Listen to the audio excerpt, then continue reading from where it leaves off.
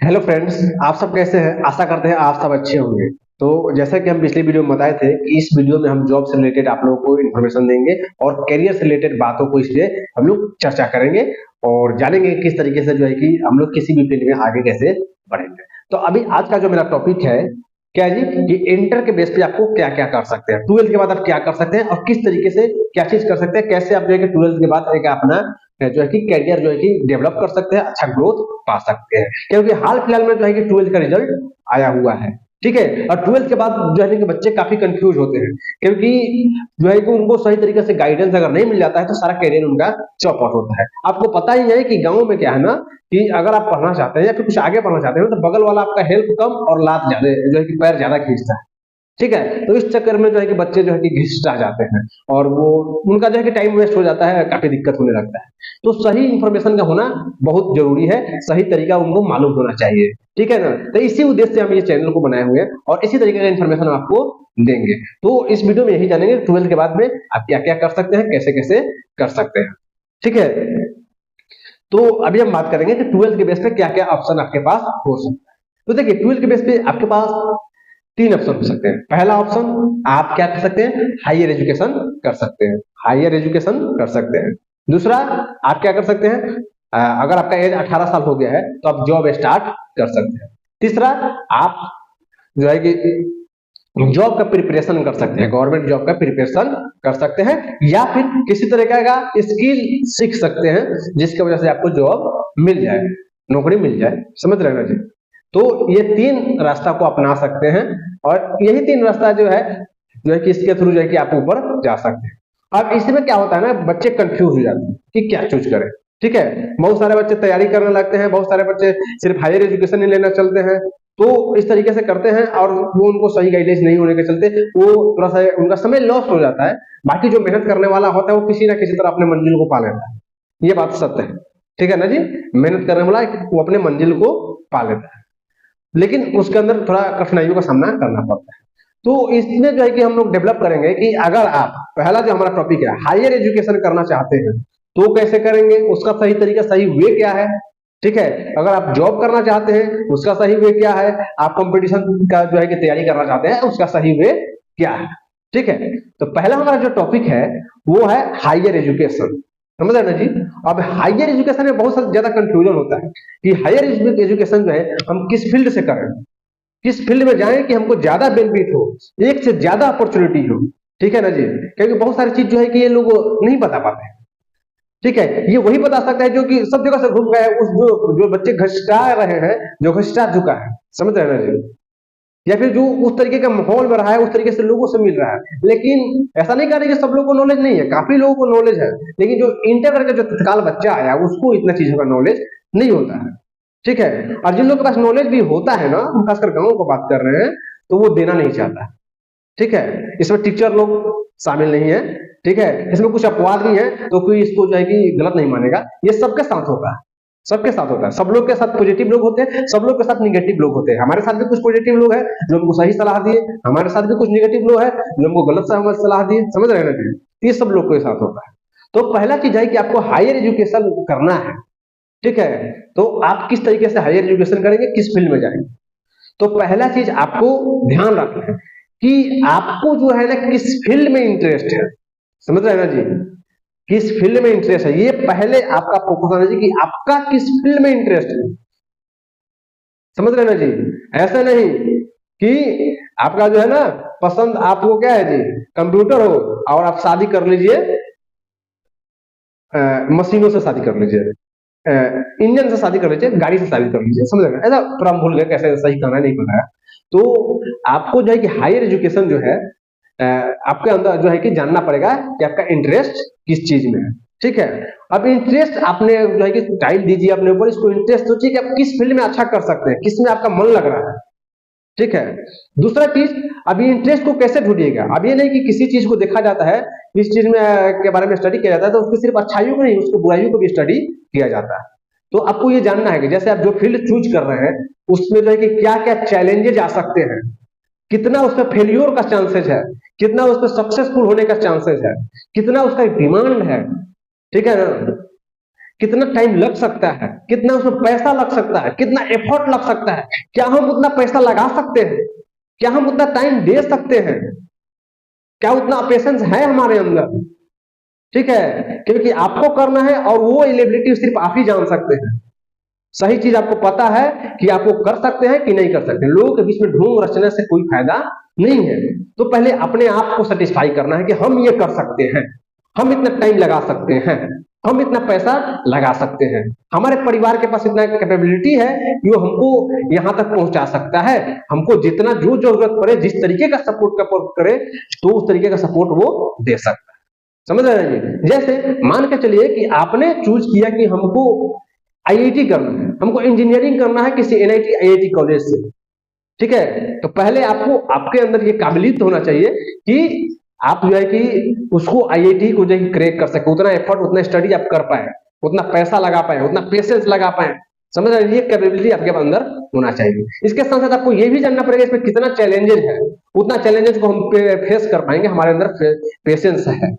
तो इस तरीके से पहले क्या है जी, अपने अंदर जो है कि आप जो है कि अपना इंटरेस्ट जानिए, किसमें आपका इंटरेस्ट है। ठीक है, अब देखिए इंटरेस्ट जानने के बाद भी कुछ अपने से ऊपर वाले लोग का उस फील्ड में अगर कुछ पहचाने तो उससे सलाह ले सकते हैं, या फिर अगर आप जिस फील्ड में जाना चाहते हैं तो उससे कुछ हमसे भी अगर चाहें तो कमेंट कर सकते हैं, हम बताएंगे उस फील्ड में आपको सलाह दे पाएंगे। जैसे बहुत सारा ऐसा फील्ड है कि जैसे कि आप एक ही कोर्स करके जो है 3-4 फील्ड में जा सकते हैं। ठीक है, अब बहुत सारे ऐसा फील्ड का रास्ता है जिसको एक कोर्स करके 3-4 फील्ड में आप जा सकते हैं। ठीक है, लेकिन अगर आपको नहीं है तो आप एक ही चीज कोर्स करके उसी में अटक जाते हैं। समझ रहे हैं जी? जैसे एक वीडियो में हम बताया था अपने दूसरे चैनल पे कि किसी बच्चा को अगर एग्रीकल्चर फील्ड में जाना है, ठीक है, तो कैसे वहां तक जाएगा। ठीक है, कोई एग्रीकल्चर कर रहा था तो सिर्फ उसी फील्ड में चला जाता है, तो हम एक ऐसा कोर्स बताएं कि जिसको वो एग्रीकल्चर में जा सकता है, मेडिकल में जा सकता है। समझ रहे हैं ना जी? और वो कंपटीशन जॉब में भी जा सकता है, हर जगह वैल्यूएबल है। तो ऐसा कोर्स आपको करना है, जो चूज कर रहे हैं वही फील्ड का ऐसा कोर्स करना है, या फिर ऐसा एजुकेशन लेना है जिसका जो है कि 3-4 फील्ड में स्कोप है। अब ये नहीं कि हम कह रहे हैं कि आपका दिमाग जो तीनों चारों जगह भटक जाए, सब जगह भटकाना नहीं है। अपना जो टारगेट लक्ष्य रखे हैं उसको रखना है, उसको आपको करते रहना है। लेकिन पहले ये जान लेना कि इसका स्कोप कहाँ कहाँ है, किस चीज का डिमांड कहाँ कहाँ हो सकता है, वैसे चीज को चूज करना है। क्योंकि अगर मान के चलिए कि आपका लक्ष्य तक नहीं पहुंचता है तो बहुत ऐसा समय आता है कि लोग बाईपास से भी दूसरी जगह चला जाता है। जैसे हमारा कभी ये नहीं रहा कि हम कभी ट्रेनर, कभी टीचर, कभी इस तरीके का जॉब कर पाएंगे, हमारा कभी नहीं था। लेकिन क्या है जी, हमारे पास 2-3 रास्ता था, हम ऐसा लेकर के चले थे, ऐसा टॉपिक, ऐसा एजुकेशन, जिसके चलते क्या है जी, हम जहां पहुंचना चाहते थे वहां नहीं पहुंच पाए, लेकिन भटक के छटक के दूसरा जगह आ गए, छटक गए भजबुरी में। ठीक है ना? तो वैसे आप भी छटक के जा सकते हैं। तो ऐसा रास्ता को चूज करना है। ठीक है, अब आपको किस तरीके का कोर्स करना है उसको कमेंट कीजिए। उसका जो है कि ऑलरेडी हमारे पास वीडियो बना होगा दूसरे चैनल पे, या फिर हम इस पे भी वीडियो बना देंगे। तो हायर एजुकेशन करने के पहले आपको लक्ष्य जानना होगा, उसका स्कोप जानना होगा। ठीक है, उसका जो है कि समय कितना लगेगा वो जानना होगा, ये सारा चीज को डिसाइड करना होगा। उसके बाद ही जो है कि उस फील्ड में आप एंट्री मारेंगे। समझ रहे हैं जी? दूसरा चीज, अगर आप जॉब करना चाहते हैं, ठीक है, तो देखिए इंटर लेवल पे जो है ना, अभी के डेट में हम जो करंट सिचुएशन बता रहे हैं, ऐसा कुछ स्पेसिफिक जो है ना कि थोड़ा सा रिपोर्टेड जॉब आपको मिलना बहुत मुश्किल है। कोई बाईपास तक किधर जगह लग जाए, प्राइवेट सेक्टर की बात कर रहे हैं, गवर्नमेंट सेक्टर में इंटर लेवल पे बहुत सारे कोर्स है तो उसको तो वो कंपटीशन वाले में आ जाएगा। लेकिन अगर प्राइवेट सेक्टर में जॉब करना चाहते हैं तो आपको काफी मुश्किल है। ठीक है, तो हम आपसे यही विनम्र निवेदन करेंगे कि आप जो है कृपया करके इंटर लेवल पे जॉब करने का प्रयास जो है कि ना करें। कोशिश करें, दुख को झेले, बर्दाश्त करें, और कोशिश करें कुछ और पढ़ाई कर ले। नहीं हो तो कुछ शॉर्ट टर्म कोर्सेज कर ले, कोई टेक्निकल कोर्सेज कर ले 1-2 साल का, और उसके बाद जॉब में निकले, उससे आपको राहत मिलेगा। ठीक है, या फिर कुछ नहीं हो रहा है तो किसी तरह का स्किल 6 महीने साल भर देकर किसी तरह का स्किल सीख लें, और स्किल सीखने के बाद भी अपने स्टडी को बंद ना कर दें।